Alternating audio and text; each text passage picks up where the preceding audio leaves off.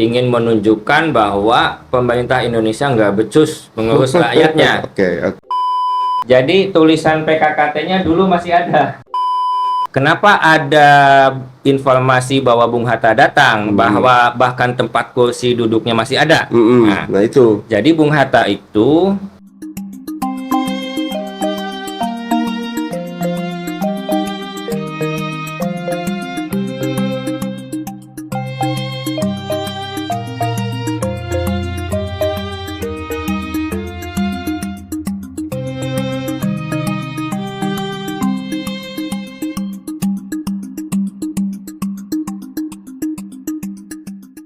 Assalamualaikum warahmatullahi wabarakatuh. Salam sejahtera untuk kita semua. Om Swastiastu, salam kebajikan, namo buddhaya, rahayu rahayu sampurasun. Ketemu lagi di channel Berpikir Merdeka, Rakyat Bicara dan Pikirkan Rakyat. Alhamdulillah pada kesempatan ini kita ketemu dengan seorang tokoh, boleh dikatakan seorang budayawan juga, penulis juga, dan hal-hal yang sifatnya keliterasian. Kebetulan dalam kesempatan ini beliau ini menulis salah satu buku yang memang sangat berharga sekali untuk Tasikmalaya. Saya tidak mendikotomi kota dan kabupaten karena memang buku ini khusus untuk Tasikmalaya Raya. Beliau menulis buku Kongres Koperasi pertama di Tasikmalaya 1947. Kenapa kita berbicara ini? Karena memang sebentar lagi kita menuju Hari Koperasi ya Kang ya. Ya. Kita akan ngobrol-ngobrol tentang perkoperasian yang selama ini kelihatannya koperasi kemarin-kemarin itu keberpihakan terhadap koperasi itu kurang begitu diperhatikan. Tapi tiba-tiba sekarang itu ada ya pemerintah tiba-tiba membuat kebijakan bahwa di setiap daerah itu atau di setiap desa dan kelurahan itu harus ada koperasi merah putih. Betul. Nah, hal ini menarik karena ketika berbicara koperasi itu tidak akan lepas dari Tasikmalaya ya Kang ya. Nah, di sisi lain bahwa di Tasikmalaya pun pada tanggal 12 nanti itu akan diluncurkan atau akan diresmikan sebuah monumen yang kategorinya itu cagar budaya tentang Tugu Koperasi. Nah, kita akan ngobrol-ngobrol tentang itu. Selamat datang Kang di ini. Atur nuhun, selamat datang. Terima kasih. Salam kenal semua jamaah Pikirkan Rakyat. Ini Kang, persoalan koperasi. Tadi dibilang bahwa koperasi ketika kita berbicara koperasi itu tidak akan terlepas dari Tasik. Artinya Tasik punya peranan penting di negara kita tentang perekonomian tentunya. Ya. Nah, kenapa saya bertanya kenapa koperasi ini Tasikmalaya itu dijadikan kota koperasi? Tentu saja ada kasang tukang ya Kang, ada sejarahnya. Nah, teman-teman misalkan dipikirkan rakyat, ya, kita akan mencoba menyerap kenapa koperasi itu ada di Tasikmalaya. Gitu Kang. Baik Kang Tatang, terima kasih. Kongres Koperasi itu dilaksanakan di Tasikmalaya tanggal 11 sampai 12 Juli 1947. Di tengah masa revolusi fisik. Kita menghadapi agresi Belanda yang pertama. Kemudian nanti disusul dengan agresi Belanda yang kedua. Nah, berarti pada saat itu kekuasaannya bukan kekuasaan karena 47 sudah merdeka. Terjadi tarik menarik ya. Terjadi friksi karena Belanda ingin kembali menjajah Indonesia, ingin menunjukkan bahwa pemerintah Indonesia nggak becus mengurus rakyatnya.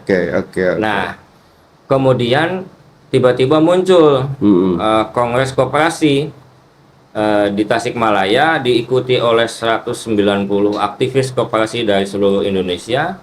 Ini menunjukkan bahwa bukan hanya pemerintah Republik Indonesia itu mampu, bahkan koperasinya pun berjalan. Buktinya bisa melaksanakan kongres. Ini tentu dari sisi politik itu menjadi pukulan juga bagi Betul. Belanda yang ingin kembali. Oh, iya. Koperasinya jalan kok, ngapain kamu mau kembali? Iya, Nah, betul. makanya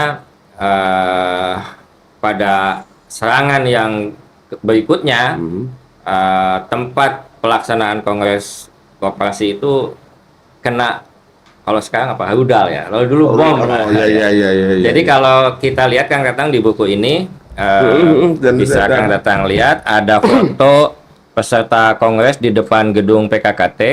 Iya, iya. Oke. Nah itu Ini. bukan yang di gedung Kang, di depan nah Oh, itu, ini. nah Ini itu nih. ya. Nih. Jadi tulisan PKKT-nya dulu masih ada. Iya, Ini PKKT itu masih ada. Ini ya, Kang ya. Ya, PKKT, Oke. Pusat Koperasi Kabupaten Tasikmalaya. Nah sekarang sudah nggak ada. Nah itu yang kena. Kena agresi lah. Iya, kena bom dari pada saat Belanda itu. gitu. Sehingga ini foto ini bisa bicara Betul. bahwa dulu itu ada, Betul. sekarang enggak. Itu Betul. menunjukkan bahwa Belanda marah gitu dengan pelaksanaan kongres ini gitu. Ya seperti sekarang kan gedung-gedung strategis dihancurkan dengan pikiran supaya misalkan kok perekonomian pada saat itu hancur misalkan. Iya, Itu biasa aja betul. dulu tuh. Makanya kita harus mulai mengangkat bahwa Kongres Koperasi Tasik tidak hanya berdampak secara ekonomi buat warga Indonesia, tapi berdampak politik juga, tekanan kepada Oh, iya pihak dong. Belanda. Iya dong, iya dong. Itu. Betul. Nah, itu jadi ekonomi dan politik kan tidak bisa Oh, iya, dipisahkan. nggak bisa. Gitu. Nah, kenapa kongres itu dilaksanakan di Tasikmalaya? Nah itu. Karena Tasikmalaya itu yang paling siap untuk melaksanakan kongres. Artinya begini kan, kita mau ngobrol kan. Ya. Artinya bahwa kenapa koperasi di Tasikmalaya sebelum kongres ini terjadi, perekonomian di kota Tasikmalaya berarti kan sudah jalan. Betul, betul. Walaupun pasca kemerdekaan kita menghadapi masa-masa yang sulit, Betul. tetapi sejumlah koperasi yang sudah didirikan sejak tahun 30-an itu masih eksis. Dan PKKT itu gedungnya masih berdiri megah, masih melayani kebutuhan koperasi-koperasi. Kan PKKT itu didirikan oleh sejumlah koperasi yang ada di Tasikmalaya gitu. Yang antara lain dimotori oleh koperasi yang ada di bawah naungan Paguyuban Pasundan. Ada koperasi Pasi, ada koperasi Pasundan dan lain-lain yang dikelola oleh pasangan Pak Ahmad Atmaja dan Ibu Khadijah, istrinya Pak Ahmad Atmaja. Nah, di tempat lain gitu sudah tidak berjalan gitu. Di Bandung ini sudah kena gempur duluan, Bandung Lautan Api, tidak mungkin. Walaupun rapat pertama pelaksanaan kongres ini, pembentukan panitianya itu di Ciparai. Karena di Ciparai terdapat koperasi pertama di Jawa Barat, yaitu Itikuri Hibana, didirikan oleh Raden Among Praja. Oke. Tidak mungkin. Jadi setelah rapat itu sambil berjalan tuh, sambil mengungsi lah gitu. Nah, ternyata Tasiklah yang dipilih. Kenapa? Tasik tetap menjadi tempat yang lebih dekat ke Bandung, lebih dekat ke Batavia sebagai pusat waktu itu penyangga lah ya, Belanda yang numpang ke Nika gitu. Jangan terlalu jauh. Ini karena selain ini menunjukkan ekonomi berjalan, juga pressure kepada Belanda. Nah, maka Tasiklah yang paling dekat dan kooperasinya masih berjalan. Panitia lokalnya itu PKKT, orang Tasik semua. Gitu. Memang ketua panitianya, jadi panitianya itu ada 4 Kang, seperti dalam sampul ini. Jadi ini nih ya, jadi yang paling kanan ini adalah Pak Niti Sumantri. Kemudian Pak ini Pak Niti Sumantri, tokoh Paguyuban Pasundan. Kemudian Pak Ade Dungga, ini adalah orang Gorontalo. Saya masih melacak kenapa ada orang Gorontalo. Itu menjadi pengurus pusat koperasi Priangan waktu itu. Dia itu siapa, kemudian dalam hal apa, tapi kemudian ini menjadi tokoh koperasi penting di Indonesia. Memang saya memerlukan waktu untuk datang ke Gorontalo. Ini siapa? Betul. Kemudian Pak Kartawi Sastra, ini bendaharanya. Ini adalah ketua PKKT Kabupaten Tasik waktu itu. Pada saat itu. Nah, kemudian ini yang ke Yang terakhir ini adalah Ibu Juningsi. Ibu Juningsi atau Jun, atau dipanggil waktu kecilnya Popon. Nah, ini adalah tokoh paguyuban tokoh Pasundan Istri. Iya. Kemudian zaman Jepang beliau aktif di Fujinkai. Lalu kemudian oleh Pak Niti Sumantri, beliau kemudian diminta untuk membantu sebagai di kepanitiaan sebagai pembantu umum lah kalau sekarang itu. Jadi ketua, sekretaris, bendahara, dan pembantu umum. 4 orang inilah yang ingin saya angkat sebagai tokoh penting dalam sejarah koperasi Indonesia yang melaksanakan Kongres Koperasi pertama di Tasikmalaya. Artinya tokoh penting perekonomian ya. Betul. Perekonomian Indonesia. Maka saya mengistilahkan inilah 4 serangkai yang menjadi punggawa dari kesuksesan Kongres Koperasi di Tasikmalaya waktu itu. Fantasikpor lah ya. Betul. Dan ini berhak menjadi ini ya. Pahlawan koperasi. Ya, kenapa tidak diajukan menjadi pahlawan nasional di bidang ekonomi? Ya minimal pahlawan koperasi dulu. Jadi minimal dunia koperasi itu menotis beliau-beliau ini sebagai as-sabiqunal awwalun di dalam perjuangan koperasi. Makanya Kang Tatang, saya mencoba memuat data ada awal-awal itu. Jadi setelah Kongres Koperasi pertama 11 dan 12 Juli tahun 47, pada penutupan Kongres itu kemudian dengan gagah berani para peserta itu memutuskan tanggal 12 adalah hari koperasi. Gitu. Nggak pakai usul-usul dulu ke dewan atau apa seperti sekarang. Iya, dulu pokoknya tanggal 12 cek aing hari koperasi gitu. Jadilah itu. Nah, tetapi kan kemudian kita menghadapi agresi Belanda yang dahsyat gitu sampai kemudian kehidupan sangat tidak menentu. Kemudian nanti ada KMB tahun 49, lalu ada penyerahan kedaulatan tahun 50, ibu kota kembali ke Jakarta. Nah, barulah di tahun 53 bisa dilaksanakan kembali Kongres Koperasi yang kedua. Kondisi sudah lebih baik. Nah, naik ke atas lah gitu. Dilaksanakan di Bandung gitu. Nah, itu pesertanya lebih banyak, kemudian dibentuk juga Sokri sebagai asosiasi koperasi secara nasional pada waktu awal. Kemudian saya muat juga ADART Dekopin, Dewan Koperasi Indonesia yang pertama. Nama-nama peserta yang hadir pada waktu di Bandung itu saya muat juga supaya tahu ini loh tokoh koperasi dari setiap kabupaten. Dan ini anggaran dasar yang pertama kali disusun oleh mereka. Begitu Kang Tatang. Kang, ini kan ada pertanyaan besar nih Kang, bahwa Bung Hatta itu sebagai bapak koperasi. Ini kan masih debatable nih Kang. Iya. Maksudnya debatable itu apakah memang pada saat itu Bung Hatta itu datang ke sini atau memang biasanya kan pejabat itu datang itu meresmikan yang pada akhirnya diklaim lah bahwa misalkan siapa meresmikan jembatan bahwa ini adalah jembatan Bapak Anu. Nah, terkait Bung Hatta nih tentang koperasi dan semuanya kan sepakat bahwa Bung Hatta itu bapak koperasi. Iya. Nah, kalau saya banyak lah, termasuk saya mungkin ingin bertanya nih Kakang, posisi Bung Hatta pada saat itu sebagai wakil presiden menyikapi tentang koperasian sehingga beliau menjadi bapak koperasi itu seperti apa? Kiprahnya gitu. Ya, jadi begini. Ketika sudah dibentuk panitia, Kongres Koperasi yang pertama, Pak Niti Sumantri dan kawan-kawan datang sowan ke Jogja, lapor kepada Bung Hatta bahwa akan dilaksanakan Kongres Koperasi pertama di Tasikmalaya. Oke, terima. Tetapi pada saat pelaksanaan 11 dan 12 Juli tahun 47, Bung Hatta tidak bisa datang. Oh, saya potong. Berarti sudah direstui. Sudah. Oke, merestui. Ya. Tapi beliau tidak datang. Tidak bisa datang gitu. Terus? Nah, kalau pelacakan saya pada tanggal 11 dan 12 itu Bung Hatta ada di Sumatera, sedang kunjungan ke Bukit Tinggi, kunjungan kerja. Kenegaraan lah ya. Pokoknya beliau sedang melaksanakan tugas kenegaraan. Nah, kenapa ada informasi bahwa Bung Hatta datang, bahwa bahkan tempat kursi duduknya masih ada? Nah, itu. Jadi Bung Hatta itu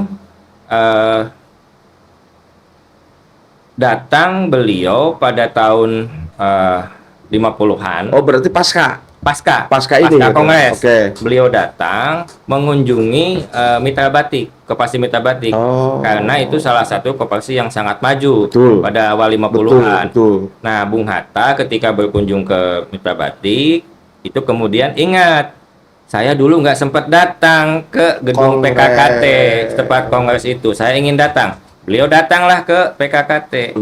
Kemudian beliau duduk di salah satu kursi yang ada itu. Dan bekas kursi, bekas tempat duduknya Bung Hatta itu kemudian diabadikan di PKKT gitu. Jadi kehadirannya itu membalas keinginan beliau karena dulu tidak sempat datang, sekarang baru sempat datang. Artinya apapun alasannya PKKT itu sebagai sebagai pelopor gedung pelopor. Betul. Jadi situs historis. Nah, itu maksudnya. Nah, dihubungkan tadi dengan kata ya awal-awal pembukaan bahwa kita akan meresmikan sebuah monumen, sebuah tugu koperasi itu dijadikan cagar budaya yang sebetulnya itu mah sebagai peringatan, tapi historisnya di situ ada. Ya. Sekarang masih ada berarti gedungnya? Ada, gedungnya itu ada, cuma mungkin karena tidak lagi berfungsi sebagaimana sebelumnya, maka dalam momentum peringatan 12 Juli ini dan dalam rangka ngerah-rah ya, atau kata orang Jawanya menghayu bagyo, Koperasi Merah Putih ini sudah sangat selayaknya kalau bekas gedung PKKT ini jadi museum koperasi. Ya. Dan sebagai ini ya cagar budaya. Iya betul.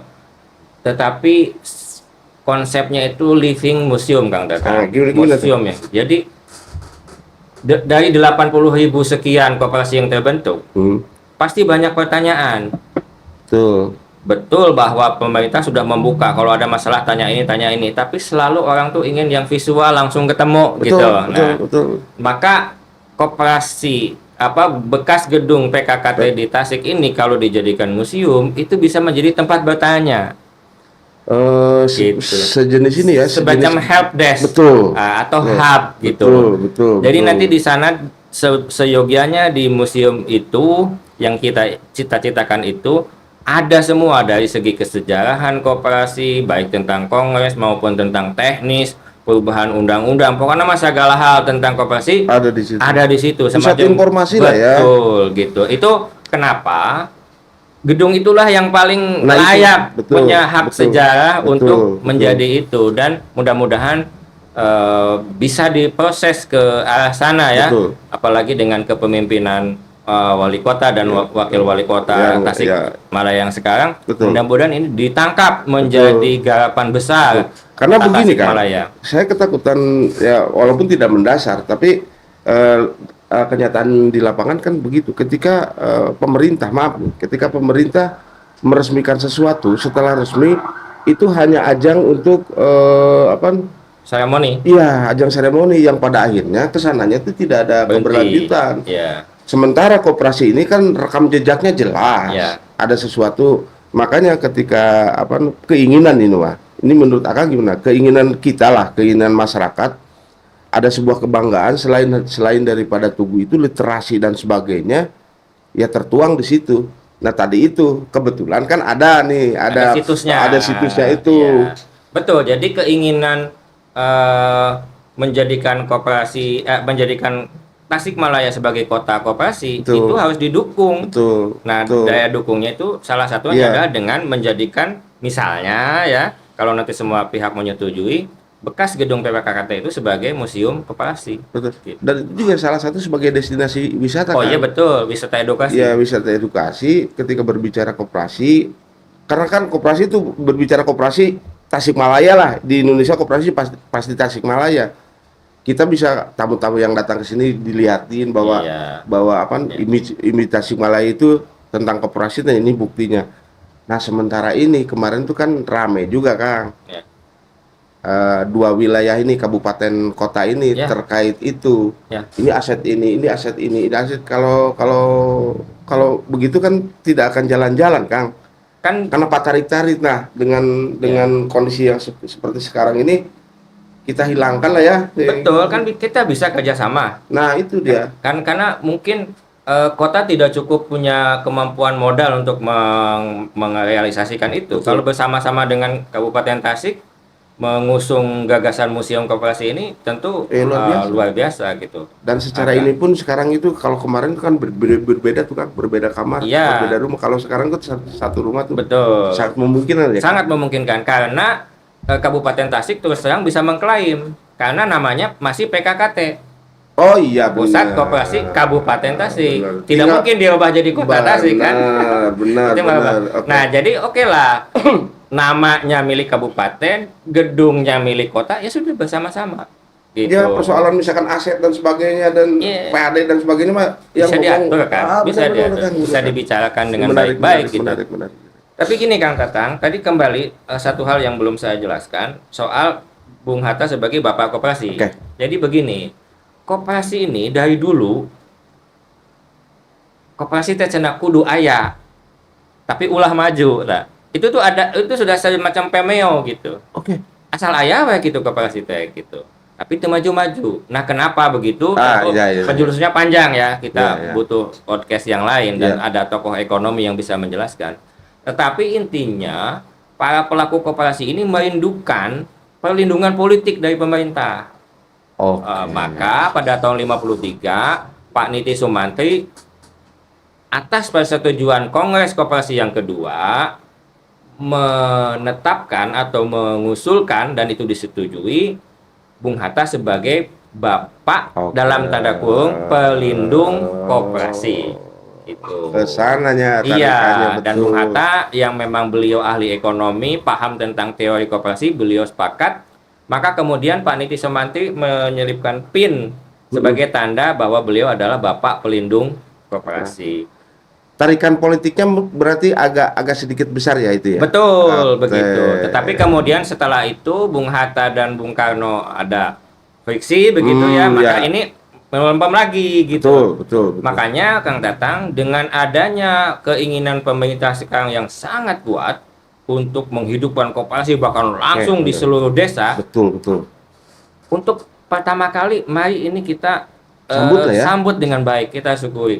Inilah dukungan politik yang diharapkan itu. Betul. Bahwa ada satu dan lain hal yang kurang Ya. sesuai dan sebagainya, Wajar. mari kita perbaiki sama-sama. Betul, Kita betul. bisa menyumbang apa supaya keinginan koperasi Desa Merah Putih ini berjalan dengan baik itu bisa terwujud. Betul, gitu. betul, Mari betul. kita punya catatan apa, punya kritik apa begitu untuk supaya keinginan memajukan koperasi itu berjalan. Kan dari dulu kita menginginkan perlindungan politik. Betul. Nah, ini sudah ada nih. Oke. Itu Oke. dari kementeriannya, ada satgasnya, Betul. segala macam. Semua dukungan politik yang selama ini diharapkan tuh diberikan. Dan sekarang itu spesialis malah di kementerian itu ya. Betul, khusus Langsung Menteri ya, Koperasi, Menteri Koperasi, Menkop, Menkop. gitu. Iya. Ini Kang. Nah, fenomena di Indonesia sepertinya ada hal koperasi itu seperti dijadikan alat Kang, Ya, mengatasnamakan koperasi. ya. Praktek di lapangannya itu sama sekali bukan kekoperasian, malah Ya. hakikatnya kan koperasi itu memajukan anggota-anggotanya. Ya. Artinya anggota dari anggota untuk anggota dan anggota lah yang menjadi ininya.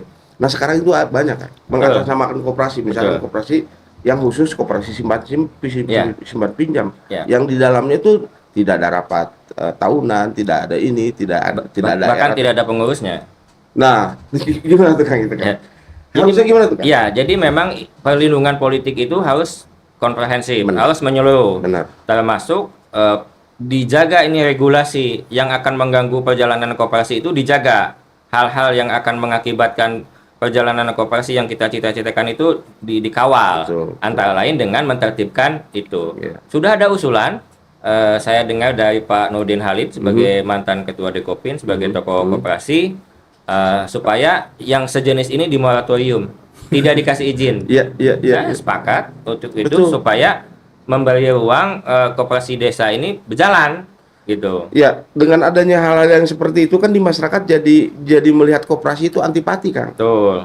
Ya. Wah, koperasi itu nyekek dan sebagainya. Iya, Tak ubahnya yang pada akhirnya tak ubahnya seperti Bang Emo. Betul, Gitu. Bang Emok tapi namanya Ya, koperasi. gitu. Nah ini yang apa oknum bukan oknum lah, memang Ya pelaku-pelaku yang pelaku-pelaku iya, dan mereka berjalan karena diizinkan. Nah, betul. makanya sekarang dengan adanya Oke. keinginan kuat politik pemerintah pusat ini harus diikuti.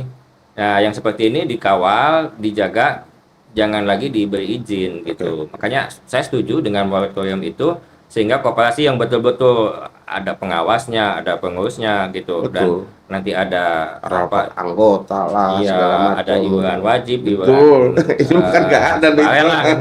Nah, itu betul-betul. Sehingga kalau koperasi berjalan, maka yang sejahtera itu anggotanya, Ya, itu. bukan pengurusnya. Gitu. Betul. Jadi koperasi itu bukan milik pengurus, tapi milik anggota. Dan pengurus itu juga dipilih dari anggota Dari yang anggota ada. itu. Gitu. Ya itu prinsip-prinsip dasarnya.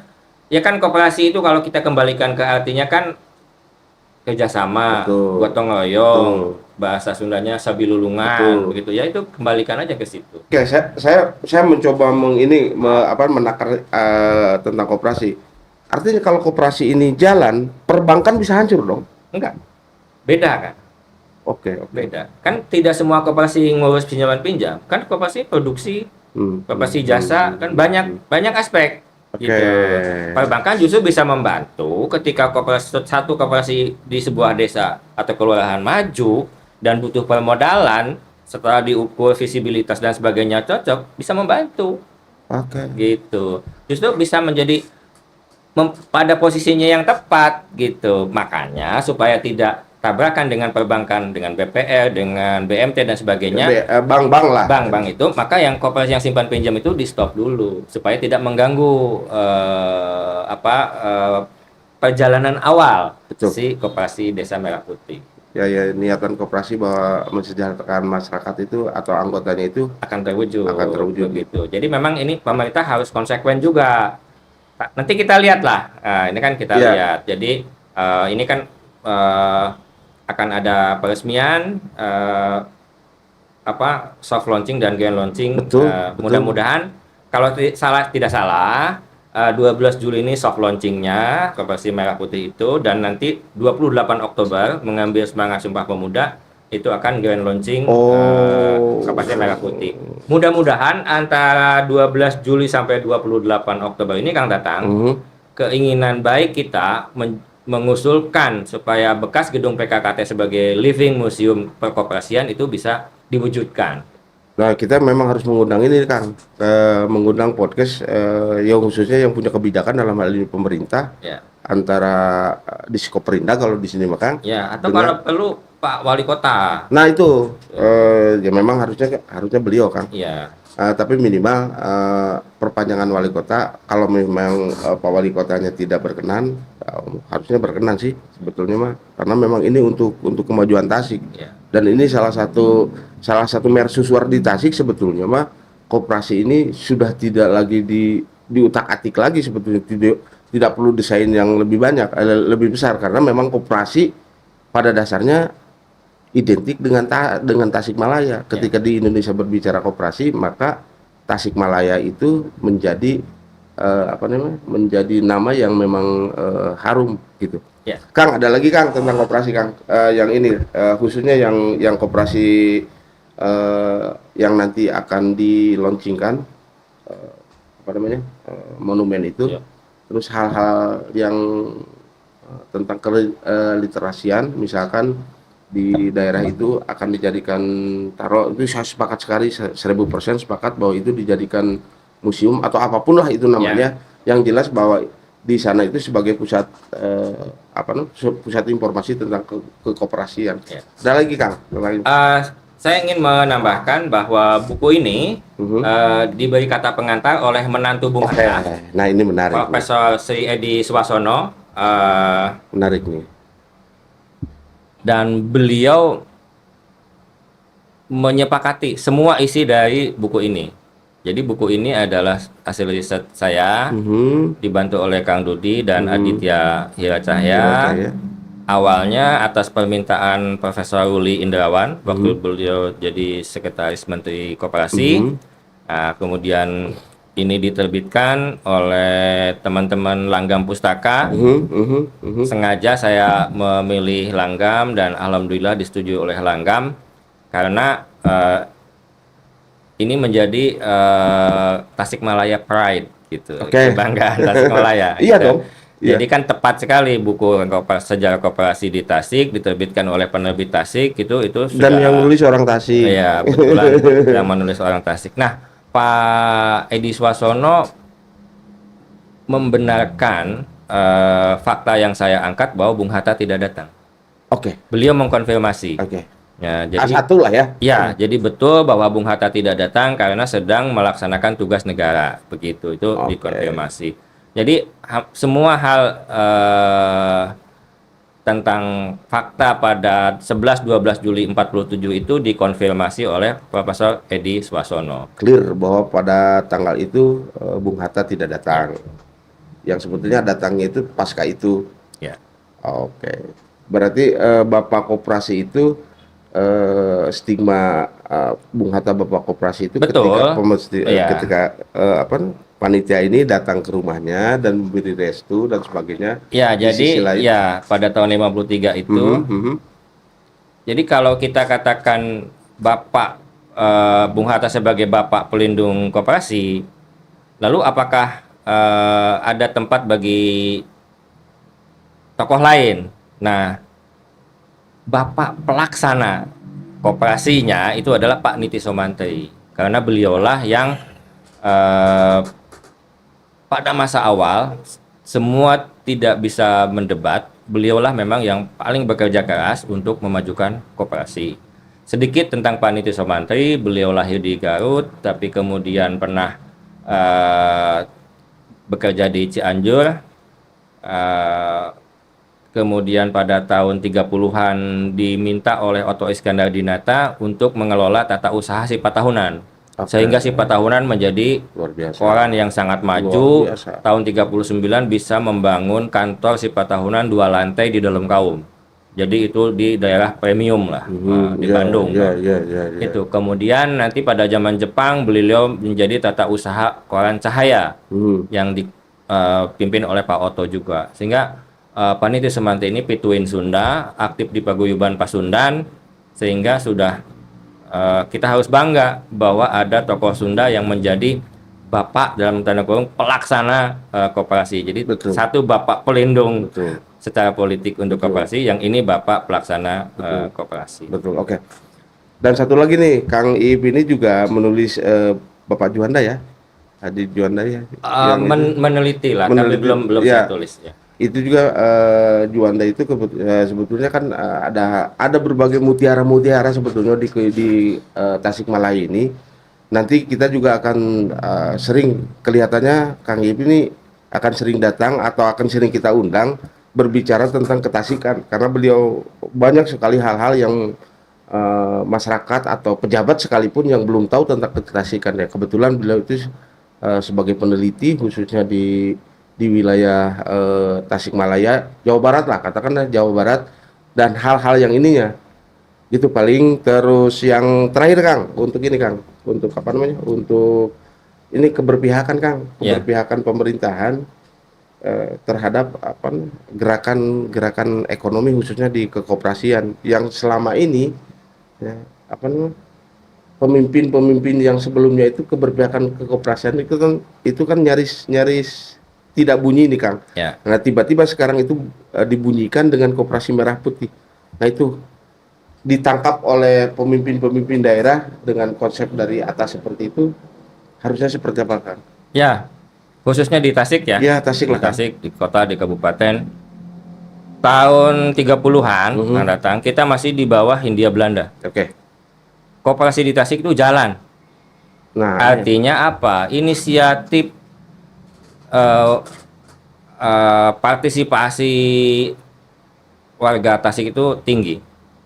Jadi menurut saya sekarang tuh pemerintah kota maupun kabupaten Tasik berilah kepercayaan kepada masyarakat Tasik. Saya yakin mereka bisa melaksanakan. Syukur-syukur bisa disupport dengan kebijakan yang mendukung. Nah itu Jangan sampai ada kebijakan justru menghambat, Betul, begitu. betul. Dari pusat aturannya sudah sedemikian jelas, tiba-tiba karena misalnya ada pemimpin lokal yang ingin berkontribusi gitu supaya kelihatan begitu beliau ada apa kontribusinya, tapi justru malah menghalangi. Jadi minimal biarkanlah ini berjalan begitu. Kalau tidak bisa membantu ya jangan mengganggu begitu. Benar Kang. Ya. Baik, menarik. Ini Kang, karena memang obrolan kita ini dibatasi waktu Kang, terus nanti ada hal-hal yang segmen-segmen tertentu yang memang secara khusus kita obrolkan di sini, khususnya misalkan tentang kejadian-kejadian yang membuat Tasikmalaya menjadi diperhitungkan di Indonesia. Ya. Itu juga ada gerakan-gerakan dari Tasikmalaya. Nanti itu di lain waktu kita, Ya, karena memang siap. kita berbicara tentang perkoperasian dan ekonomi khususnya untuk menghadapi nanti tanggal 12 Juli Ya, itu hari 2025. koperasi, dan launching Oktober 28 tentang koperasi merah putih. Baik, terima kasih Kang Ip. Ya, sama-sama Kang Tang. Iya, Kami. perbincangan atau ya ngobrol yang sangat luar biasa sekali ini demi kota Tasikmalaya ke depan. Dan sebetulnya kota Tasikmalaya ingin nasional tidak usah macam-macam, koperasi aja dijalankan dengan benar, dengan sesuai, itu juga menjadi bagian daripada Indonesia yang tidak terpisahkan Tasikmalaya ini. Demikian, Assalamualaikum warahmatullahi wabarakatuh. Waalaikumsalam warahmatullahi wabarakatuh.